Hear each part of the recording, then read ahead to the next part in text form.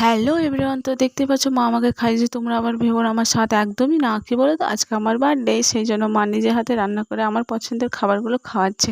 এইদিকে মাকেও আমি প্রণাম করে নিলাম, আর এইদিকে বরমশাইও আমাকে খাইয়ে দিচ্ছে। কি ভাগ্য আমার, দেখছো? আর কি মানে এইসব ছোটো ছোটো আনন্দগুলোই তো জীবনে বেঁচে থাকার অনেক সুন্দর কারণ হয়ে দাঁড়ায়। কি বলো তো, বড় করে সেলিব্রেট করলেই শুধু যে মানে অনেক আনন্দ ভালোবাসা মানে পাওয়া যায় এমনটা না। আর এখানে আমি কেকটা কেটে নিলাম, আর ভীষণ ভয় করছিল কেক কাটতে, নয় কী বলো তো, ওই আগুনটা যদি বিছানায় পড়ে যায় সেই জন্য। তো আমার এখানে কেক কাটা প্রায় হয়ে এসছে, তো কেকটা নিয়ে আমি মাকে আগে খাইয়ে দিচ্ছি। তো মা বলছে দুটো ফটো তুলো। আমি বলছি ঠিক আছে তুলো। তো আমি কেকটা মাকে খাইয়ে দিতে গেলাম, তো মা নিজে না খেয়ে আমাকে আগে খাইয়ে দিল। মায়েরা বোধহয় এরকমই হয়। তো দেখতেই পেলে। আর এইদিকে আমি বরমশাইকেও খাইয়ে দিচ্ছি, তো বরমশাই আগে খেয়ে নিল, তারপর আমাকে খাওয়াচ্ছি। কী বলো তো, বররা বোধহয় এরকমই একদমই না। আমার বর কিন্তু ভীষণ আমাকে ভালোবাসে।